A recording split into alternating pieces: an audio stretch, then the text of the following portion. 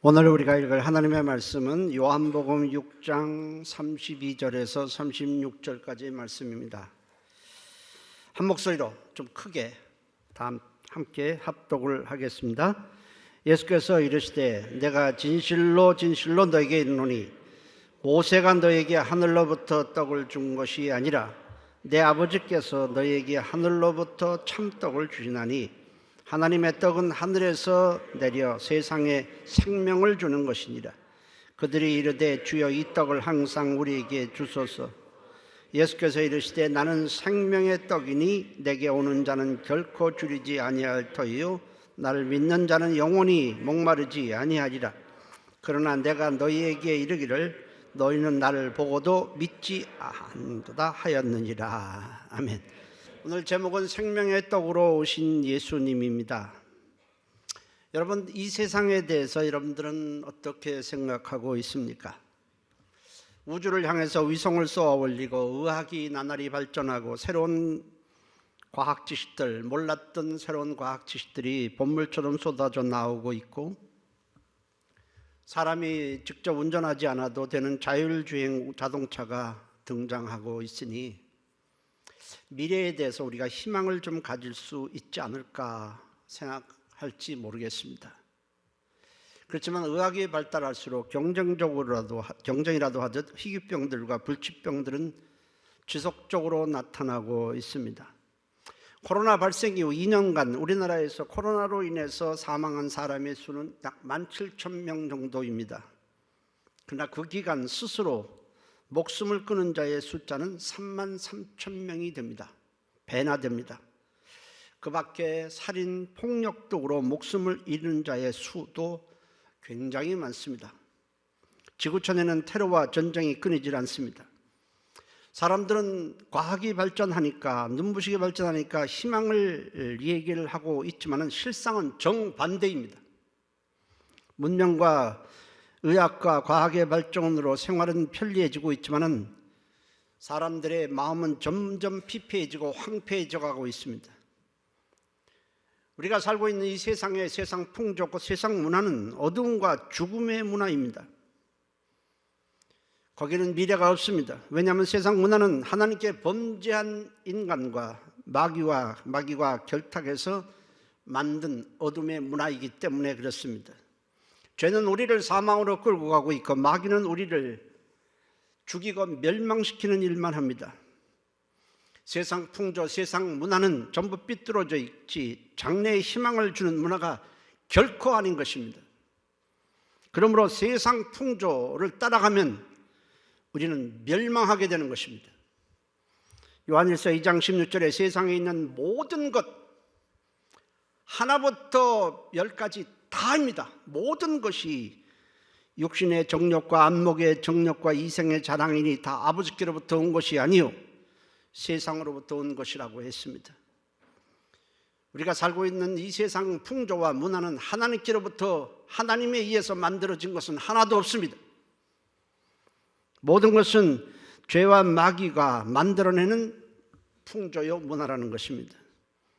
때문에 요한일서 2장 15절은 이 세상이나 세상에 있는 것들을 사랑하지 말라. 누군지 세상을 사랑하면 아버지의 사랑이 그 안에 있지 아니하다라고 말씀을 하셨습니다. 그렇다면 우리가 발을 디딛고 있는 이 삶의 터전인 땅은 또 어떠합니까? 이 삶의 터전인 땅 역시 인간이 하나님께 범죄함으로 인해서 저주를 받았습니다.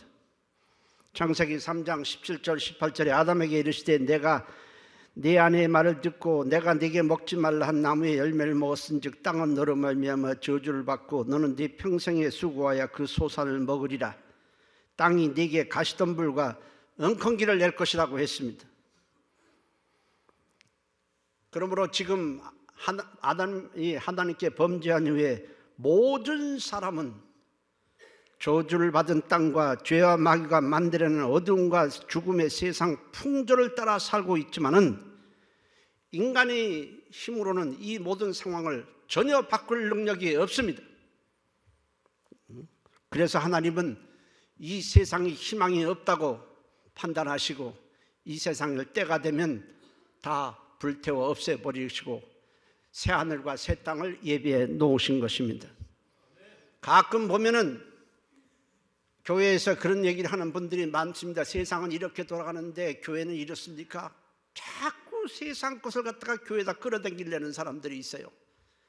여러분, 세상이 만드는 이 풍조를 따라가면 교회도 망해버리는 것입니다. 우리는 말씀을 따라서 세상 풍조가 아니라 새로운 가치관과 새로운 하나님이 정해주신 말씀을 따라 새로운 가치관과 새로운 삶의 목적과 새로운 삶의 방향과 새로운 방식을 따라가야 하는 것입니다. 그렇지 않으면 안 되는 것입니다.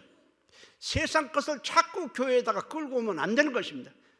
교회 주인은 예수님이고 예수님의 말씀을 따라 모든 것을 바꿔야만 하는 것입니다. 죽음의 세상 반대편에는 생명의 하나님이 계십니다. 하나님은 생명의 실체일 뿐 아니라 생명을 주관하시고 모든 만물에 생명을 주시는 분이십니다. 이 사실을 천지 창조를 통해서 우리에게 보여주고 있습니다. 하나님은 죽음과 흑암이 가득한 세상에 빛이 있으라 하시고는 수많은 생명체들을 만드셨습니다. 천지 창조가 우리에게 알려주는 것은 하나님은 모든 생명의 근원이 되시고 생명을 있게 하시고 생명을 주관하시고 모든 만물을 살리시는 분이시라는 것입니다. 하나님은 창조의 마지막 단계로 하나님을 닮은 사람을 만드셨습니다. 흙으로 육체를 만드시고 코에 생기를 불어넣어서 생명 곧 하나님의 생명을 가진 영적 존재가 되게 하셨습니다. 인간은 하나님이 주신 이 생명으로 하나님과 영원히 함께하며 살도록 지음받았습니다. 인간이 받은 선물은 노력해서 얻은 것이 아니라 전적으로 하나님의 선물입니다. 그러나 인간은 하나님이 주신 생명을 상실하고 말았습니다. 아담과 하와는 마귀의 유혹에 넘어가서 하나님께서 먹지 말라는 선악을 알게 하는 나무의 열매를 먹음으로 생명을 잃어버리고 죽음에 이르게 되었습니다. 여러분, 하나님을 떠나면 생명을 잃습니다. 하나님은 네가 이것을 먹으면 죽으리라 하셨습니다. 선악을 알게 하는 나무의 열매를 먹고 하나님을 떠난 후에 인간의 삶에는 죄와 저주와 죽음만이 함께하고 있습니다. 생명이신 하나님과 함께할 인간이 이제는 죽음을 두려워하며 죽음을 무서워하며 죽음의 지배를 받는 존재로 전락하고 만 것입니다. 이 세상은 죽음이 왕노릇하고 있습니다. 인간이 아무리 의학을 발달시키고 과학을 발전시켜서 죽음을 이겨보려고 해도 우리는 절대로 이길 수가 없습니다. 이길 방법, 능력이 없습니다. 인간이 만든 이 세상 문화는 죄의 문화고 저주의 문화고 마귀의 문화고 죽음의 문화일 뿐입니다. 전부 잘못된 것이 이 세상 풍조입니다. 그러므로 우리는 세상 풍조를 따라가면 안 되는 것입니다. 세상 가치관을 우리가 추구하면 안 되는 것입니다. 그러나 하나님은 이런 어둠과 죽음 가운데 있는 인간을 살리기를 원하시는 것입니다. 누구든지 어떤 사람이라도 아무리 중죄를 졌더라도 하나님께 나와서 하나님 살고 싶습니다 하면 하나님은 우리를 살려주시는 것입니다. 가인이 동생 아벨을 돌로 쳐 죽이고 유리하는 자가 되었을 때에 가인이 하나님께 매달립니다. 하나님, 내 죄벌이 너무 큽니다. 너무 무거우니 좀 살려주십시오 했을 때 하나님은 네가 참 뻔뻔하구나. 동생 아벨을 돌로 쳐 죽인 마당에 무슨 살고자 하느냐. 너는 죽어야 마땅하다 하지 않으셨습니다. 그렇게 하신 것이 아니라 사람들로부터 죽임을 당하지 않도록 주님은 조치해 주셨습니다. 창세기 4장 13절 15절에 가인이 여호와께 아뢰되 내 죄벌이 지기가 너무 무거우니이다. 주께서 오늘 이 지면에서 나를 쫓아내시온즉 내가 주의 낯을 배웁지 못하리니 내가 땅에서 피하며 유리하는 자가 될지라. 물은 나를 만나는 자가 나를 죽이겠나이다. 여호와께서 그에게 이르시되 그렇지 아니하다. 가인을 죽이는 자는 벌을 7배나 받으리라 하시고 가인에게 표를 주사 그를 만나는 모든 사람에게서 죽임을 면하게 하시니라. 아무리 악한 죄인이라도 하나님 앞에서 살고자 하는 자를 하나님은 도와주시는 것입니다. 그러나 나름대로 선하게 살고 착하게 자기는 살고 있다고 자부해도 하나님께 나와서 나는 살고 싶습니다 하지 않은 자에게는 하나님은 살려주지 않습니다. 인간은 죄를 지은 후에 죽음 가운데 이르게 됐지만 하나님은 이런 인간을 살리기 위해서 그 아들 예수를 세상에 보내주었습니다. 요한복음은 하나님께서 죄와 죽음 가운데 신음하다가 멸망할 인간을 구원하기 위해 오신 예수님을 죽음과 저주의 가운데 있는 세상을 비교해서 빛과 어둠의 관계로 표현하고 있습니다. 창세기 1장 1절에서 5절에 태초에 말씀이 계시니라. 이 말씀이 하나님과 함께 계셨으니 이 말씀은 곧 하나님이시라. 그가 태초에 하나님과 함께 계셨고 만물이 그로 말미암아 지은 바 되었으니 지은 것이 하나도 그가 없이는 된 것이 없느니라. 그 안에 예수 안에 생명이 있었으니 이 생명은 사람들의 빛이라.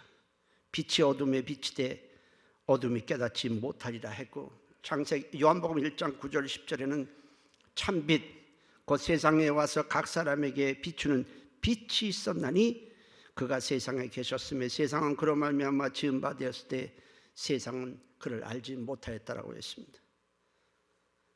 성경은 저주와 죽음의 세상에 생명을 주시기 위해 예수님이 오셨다고 기록을 하고 있습니다. 죄와 죽음의 세상에 의와 생명이신 예수님이 오신 것입니다. 그렇다면 죽음과 생명이 서로 충돌하게 되면 어떤 일이 벌어질까요? 예수님은 생명입니다. 이 세상은 죽음 가운데 있습니다. 이것이 서로 맞부딪히면 어떤 일이 일어나는가에 대해서 성경은 아주 중요한 사건을 상세하게 기록하고 있습니다. 그것이 바로 누가복음 7장에 있는 사건입니다. 누가복음 7장에는 나사렛에서 동남쪽으로 약 9km 정도를 가면 나인성이라는 작은 마을이 나옵니다. 그곳에 한 여인에 사는 한 여인의 이야기가 누가복음 7장에 자세히 기록되어 있습니다. 여인은 결혼을 해서 아들을 낳았는데 남편이 갑자기 세상을 떠났습니다. 아들 하나만 낳고 그 남편이 일찍 죽은 것입니다. 그녀는 하루아침에 젊은 나이에 과부가 되었습니다. 그러나 그냥 주저앉을 수만은 없습니다. 어린 아들이 있었기 때문에 그렇습니다. 여인은 그 어린 아들에게 모든 기대와 희망을 가지고 힘을 다해 최선을 다해서 살았습니다. 그런 그 어린 아들이 무럭무럭 자라서 이제 어엿한 청년이 되었습니다.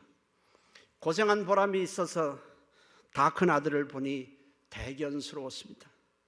그런데 어떤 이유인지는 모르겠지만 그 다 큰 장성한 아들이 갑자기 세상을 떠났습니다. 여인은 일찍 남편을 잃었을 뿐 아니라 유일한 희망이요 꿈이었던 아들마저 잃는 큰 슬픔을 당했습니다.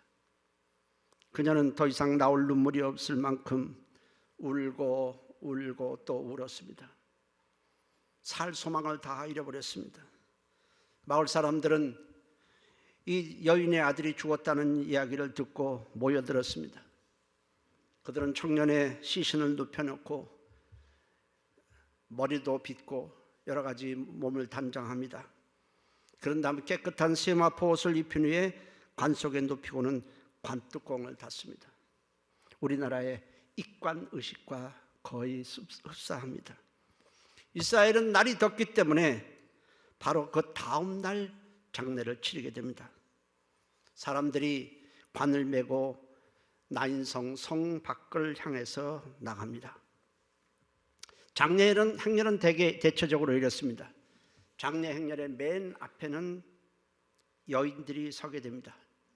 제일 앞에는 물론 그 아들을 잃어버린 그 여인이 앞에 서게 되고 그 뒤에 여인들이 함께 따라갑니다.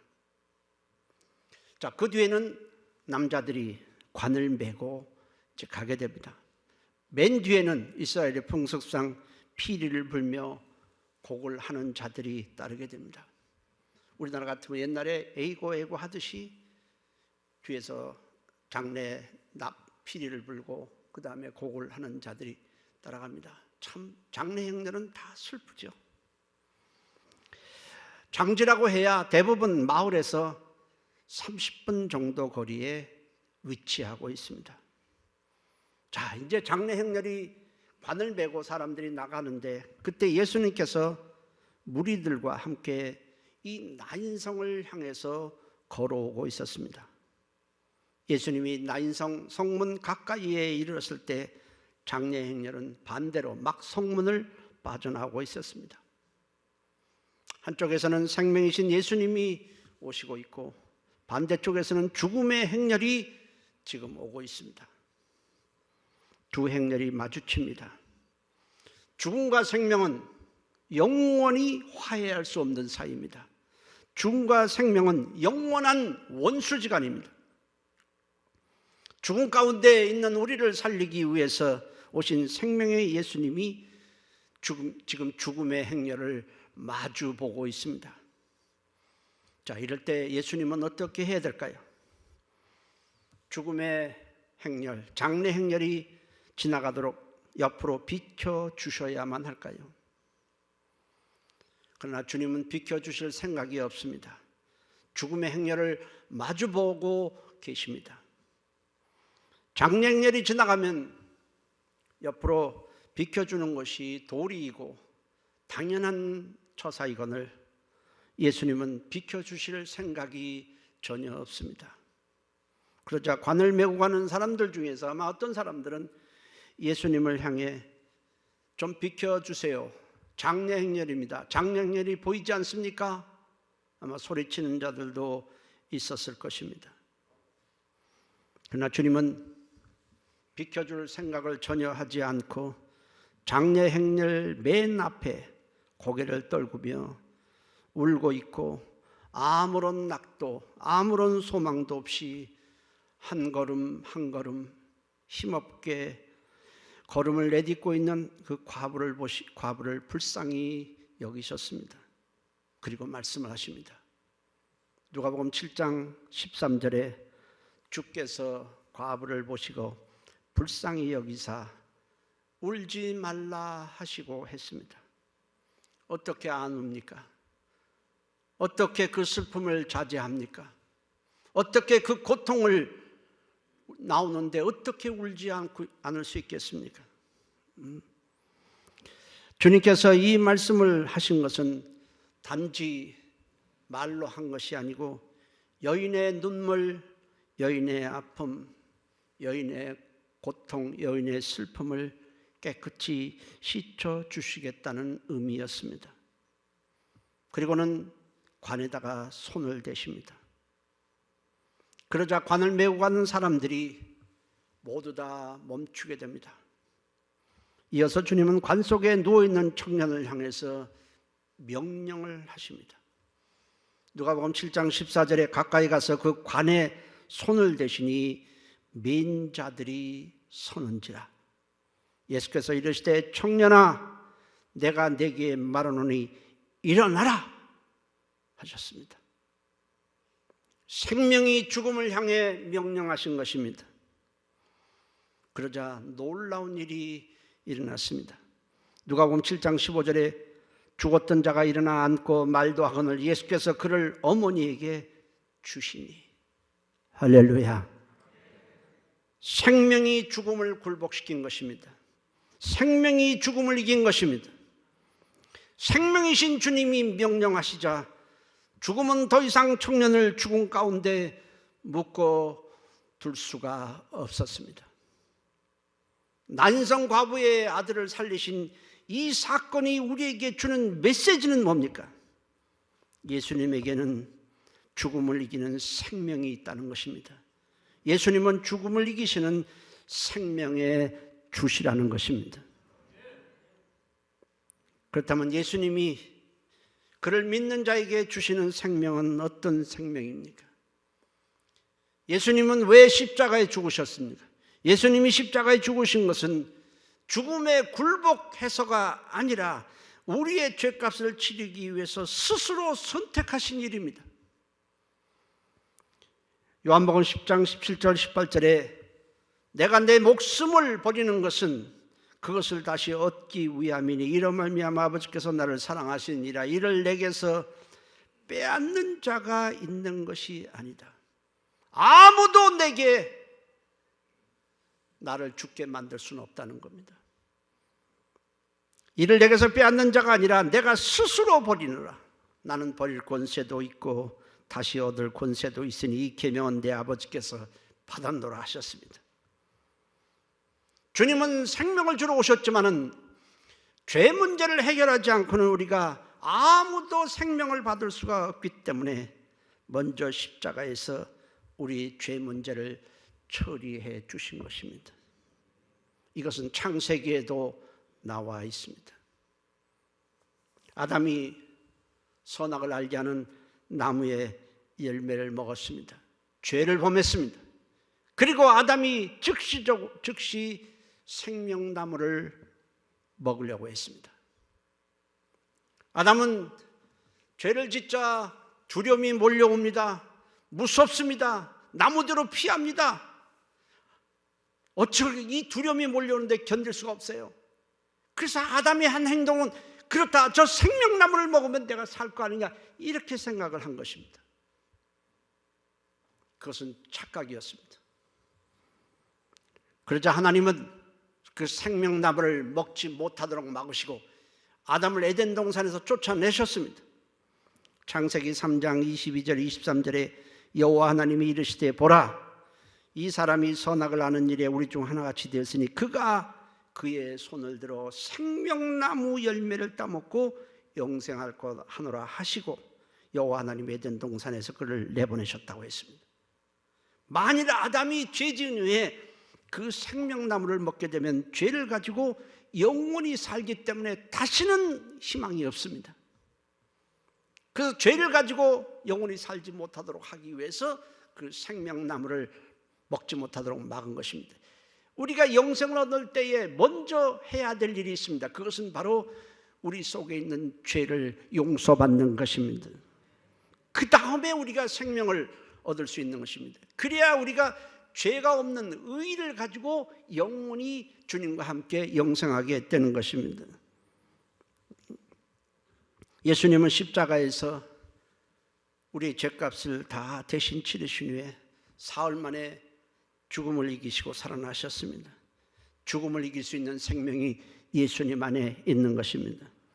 그 예수님을 죽음을 정복하고 굴복시키고 죽음을 이기고 부활하신, 그리고 우리의 죄를 다 사해 주신 그 예수님을 알고 믿는 자는 육체가 끝난 후에 다시는 우리가 죽지 않을 의의 몸, 영광의 몸을 입고 주님과 함께 천국에서 영원히 살게 될 것입니다. 주님 말씀입니다. 요한복음 11장 25절 26절에 나는 부활이요 생명이니 나를 믿는 자는 살겠고 무릇 살아서 나를 믿는 자는 영원히 죽지 아니하리라 했습니다. 여러분, 정말 예수를 제대로 알고 십자가에서 내 죄를 사하셨다는 것을 믿고 부활하신 예수를 정말 믿는 자에게 있어서 진정한 의미의 죽음은 더 이상 존재하지 않습니다. 우리가 육신이 죽는다고 말하지만 육신의 죽음은 천국에서 영원히 살기 위한 필수적인 절차에 불과한 것입니다. 죽음을 이기시고 부활하신 예수님의 생명이 우리 안에 있기 때문에 그렇습니다. 그러므로 믿음의 사람은 육체가 끝난 후에도 하나님 앞에 영원히 살아있는 것입니다. 하나님께서 말씀하셨습니다. 나는 아브라함의 하나님이요 이삭의 하나님이요 야곱의 하나님이야. 나는 죽은 자의 하나님이 아니라 산 자의 하나님이라고 그랬습니다. 이게 무슨 말입니까? 아브라함은 오래전에 죽고 이삭도 죽고 야곱도 죽었지만은 이들은 죽은 자가 아니라 내 앞에 살아있다는 것 아니겠습니까? 아브라함도 하나님 앞에 살아있고 그 아들 이삭도 살아있고 야곱도 살아있고 모세도 살아있고 베드로도 살아있고 바울도 살아있고 우리보다 앞서간 수많은 믿음의 사람들도 하나님 앞에 지금 살아있는 것입니다. 우리 또한 이 세상의 육체가 끝난 후에, 이 세상 삶이 끝난 후에 주님 앞에서 주님과 함께 영원히 살게 될 것입니다. 우리 중에는 사랑하는 사람을 먼저 보내신 분들이 있을 것입니다. 믿음 생활하다가 먼저 간 수많은 사람들이 있습니다. 저도 목회하면서 먼저 간 수많은 사람들의 얼굴을 사실은 수시로 떠오릅니다. 그 사람 그때는 이랬었지. 그 수많은 사람들이 생각이 날 때가 굉장히 많아요. 우리는 사람이기 때문에 같이 믿음 생활했던 사람, 사랑하는 사람이 내 옆에 없는 것 때문에 슬퍼하기도 하고 때로는 그리워하기도 하지만은 예수를 믿고 주님 앞에 간 그들은 죽은 자가 아닙니다. 그들은 살아있는 자들입니다. 그들은 지금 우리처럼 슬퍼하고 있지 않습니다. 아쉬워하고 있지 않습니다. 주님과 함께 영광 중에 살아있기 때문에 그렇습니다. 예수를 우리가 구주로 영접하지 아니하면 어떤 방법으로도 이 죽음의 문제를 해결할 길이 없습니다. 요한복음 6장에서 예수님은 오병이어의 이적을 통해서 5,000명을 배불리 먹이셨습니다. 여러분, 왜 주님께서 이 오병이어의 이적을 행하셨겠습니까? 그들이 배고프고 줄이니까 이들의 배고픔을 잠시 해결해 줘야 되겠다, 이것이 목적이었겠습니까? 아닙니다. 그들이 단지 불쌍해서 먹을 것 준 것이 아닙니다, 여러분. 그러자 사람들이 오병이어의 이적을 주님이 행하셔서 먹이시는데 어린아이가 가져온 보리떡, 도시락에 있는 말라 비틀어진 떡인데 주님이 이적을 행하자 얼마나 따끈따끈 맛있는 떡이 된지 몰라요. 그걸 5,000명이 배불리 먹었습니다. 와, 이런 맛이 어딨냐. 그러자 저들은 로마의 압자에서 굶주리고 헐벗고 했기 때문에 예수님께 계속 이런 이적을 행해달라고 요구를 합니다. 그 떡을 내일도 주고 모레도 주고, 뭐 돈으로 사지 않아도 주님께서 다 이적을 베푸니 얼마나 좋겠습니까? 그들은 우리에게 이 떡을 주소서, 우리에게 이 떡을 주소서, 우리가 지금 살기 힘든데 계속해서 이 떡을 주시고 이런 이적을 행해달라고 요구를 했습니다. 그러자 주님께서 이렇게 말씀을 하셨습니다. 요한복음 6장 33절 35절에 하나님의 떡은 하늘에서 내려 세상에 생명을 주는 것이니라. 그들이 이르되 주여 이 떡을 항상 우리에게 주소서. 이게 이해를 못하는 거예요. 예수께서 이르시되 나는 생명의 떡이니 내게 오는 자는 결코 줄이지 아니할 터이요 나를 믿는 자는 영원히 목마르지 아니하리라 했습니다. 주님은 잠시 육체를 배부르게 하는 떡과 영원히 줄이지 아니할 떡을 구별해서 말씀을 하셨습니다. 예수님이 오병이어의 이적을 행하신 목적은 예수님이 생명의 떡으로 오신 분임을 알고 믿도록 하기 위함이었습니다. 이것이 오병이어의 이적을 행하신 진짜 목적이었지만은 사람들은 육체의 떡만을 계속 요구를 했습니다. 여러분, 예수님은 영원히 줄이지 아니할 영생하는 생명의 떡이십니다. 예수님은 믿는 자에게 영원한 생명을 주십니다. 죄와 죽음 가운데 있는 우리에게서 가장 필요한 것은 예수님의 생명입니다. 세상 성공이 아니에요. 돈 버는 게 아니에요. 그것 하등에 생명이 없으면 그것이 무슨 의미가 있고 무슨 가치가 있겠습니까? 아무런 소용이 없습니다. 근데 예수님께서 내가 생명이다 이렇게 말씀하지 않고 생명의 떡이다 이렇게 말씀하신 것은 우리가 육체를 좀 생각하면 이해될 수 있습니다. 여러분, 떡이라는 것이 있는데 떡이 보는 것만으로도 배부릅니까? 굶주리고 있는 사람이 떡 여기 있다 해서 보는 것으로 그 사람이 사는 것 아닙니다. 그 떡이 어떻고 지식을 아는 것으로도 안 됩니다. 떡은 먹어야만 육체가 살듯이 예수님을 내 영혼의 양식, 나의 구주로 받아들여야만 영원한 생명을 얻게 되는 것입니다. 교회가 중요한 이유는 무엇입니까? 교회는 예수님이 주인이에요. 그리고 교회는 예수님의 생명이 있는 곳입니다. 여러분, 교회에서 가장 중요한 게 뭐겠습니까? 사람들끼리 서로 친하고 화목하고 그게 중요한 게 아닙니다. 여러분, 교회에 생명이 있어야 되고 생명력이 강한 것이 교회의 본질인 것입니다. 교회가 생명력이 죽어가는데 무슨 교회가 힘이 있겠습니까? 우리는 교회 와서 말씀을 듣는 가운데 막 생기가 나듯이 생명력이 막 솟아나고 우리는 기쁘고 힘을 얻어야 하는 것입니다. 그리고 교회가 중요한 것은 이 예수님의 생명이 철철 넘쳐서 예수님의 생명을 나눠줄 수 있기 때문에 그렇습니다. 여러분, 아이를 아무나 낳습니까? 나이 든 사람은 낳지 못해요. 왜? 육체가 다 노쇠하잖아요. 신앙생활도 마찬가지예요. 여러분, 생명력이 넘쳐야 생명을 또 낳을 수 있는 것입니다. 오래됐다고 되는 것도 아니고 이건 오래된 거하고 상관이 없어요. 내 안에 예수의 생명이 넘칠 때 막 그 생명을 낳고 싶어 하는 마음이 생기는 것입니다. 여러분, 90살 된 사람이 아이를 낳고 싶겠어요? 몸이 쇠약했잖아요. 영혼이 쇠약한데 무슨 생명을 낳고 싶겠습니까?